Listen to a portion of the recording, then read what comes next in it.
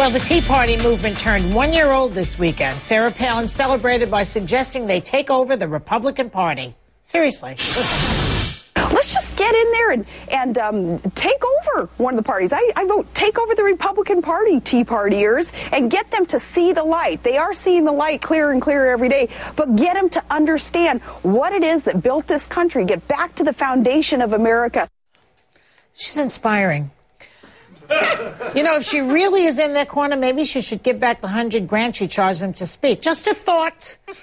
Senator Bernie Sanders, an independent from Vermont, is here, along with Stephanie Miller, radio talk show host of The Stephanie Miller Show, and Margaret Carlson, columnist at Bloomberg, and Washington editor for my favorite magazine, The Week. Hi, Joy. Hi. Let me start with you, Senator. Senator, if the Tea Party did take over the Republican Party, would that be good or bad for the Democrats?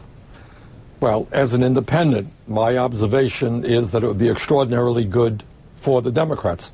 Because when you analyze and you go beyond the rhetoric, what you find out is that these guys want to abolish Medicare and Social Security and Medicaid and the Veterans Administration.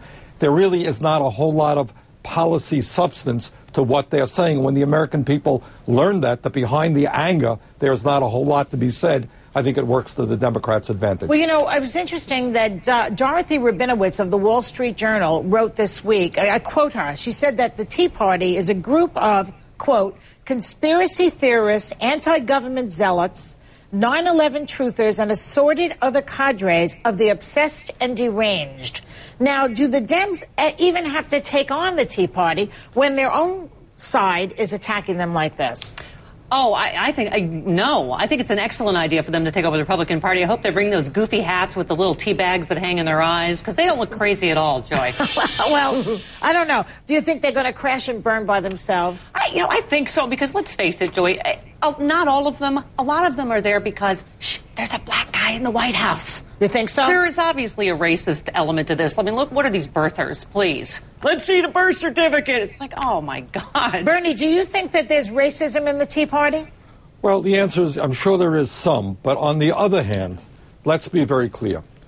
People in this country, especially men, are extremely angry because the middle class is in the process of collapsing. You have guys who are working 40, 50, 60 hours a week, and they're making less money than they did 10 or 20 years ago. What they're perceiving is there's a gap between the very rich and everybody else. Their jobs are going to China, and they're angry.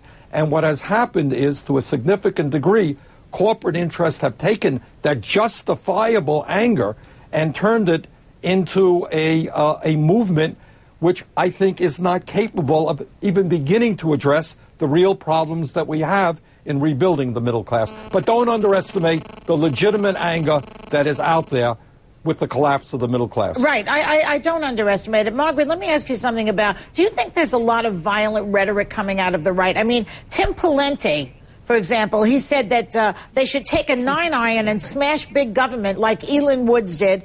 Michelle Bachmann, she's another beauty. People should be armed and dangerous against climate change activists. I am frightened by the fact that these people in governmental positions are talking like this. Are you? And there's some sympathy with the guy who took the airplane into IRS headquarters, killing a veteran who was just about to retire, and injuring scores of others. It's easy to tip over, and there is a tipping point. Tim Pawlenty, who's not an angry guy generally, he's a sort of Mr. Rogers of Minnesota. He had to gin that anger up and got himself into a really bad metaphor there with the 9-iron smashing, because at CPAC, I was there are people going around with T-shirts with great big machine guns stenciled on their shirts. So you really don't want to let that metaphor go in that atmosphere. And it's, Nancy Pelosi would like to tap into some of the Tea Party, and she just did the piece of it that Senator Sanders mentioned, which is the piece of it that's really opposed to the special interest taking over or having an inordinate say in government, so that the banks seem to be prevailing and the insurance companies. But taking on the Tea Parties, you get a whole bunch of other stuff of birthers and birchers and secessionists and militiamen and gold bugs. They're coming out of the woodwork. Yeah. Yeah, and it is violent, Joy. I mean, at this same convention Margaret was just talking about, at CPAC, they had piñatas of Nancy Pelosi and a punching bag of Harry Reid. And, you know, Senator Sanders is right. There is legitimate anger out there, you know, but it shouldn't be at the whole government. You know, they try to do this thing that government doesn't work. Well, FEMA worked under Bill Clinton. It didn't work under George Bush. So it's not that government doesn't work. Heck of a job, Brownie. Yeah. But, you know, why, Senator, why aren't the baby boomers taken to the streets like we did in the 60s? It seems as though the left is not motivated and is not mobilized. Well, I think that's a very good point. I think the left and progressives in general were motivated for Obama's campaign. And I think that campaign was a brilliant effort at a grassroots organization. I think, sadly, since the election, a lot of it having to do with Obama himself. We have not reached out with a progressive message to ordinary working people that says, you know what, we've got to take on Wall Street so that these crooks are not able to continue to destroy our economy. We got to take on the insurance companies and the drug companies so that we're not the only country in the industrialized world that does not guarantee health care to all people. Okay.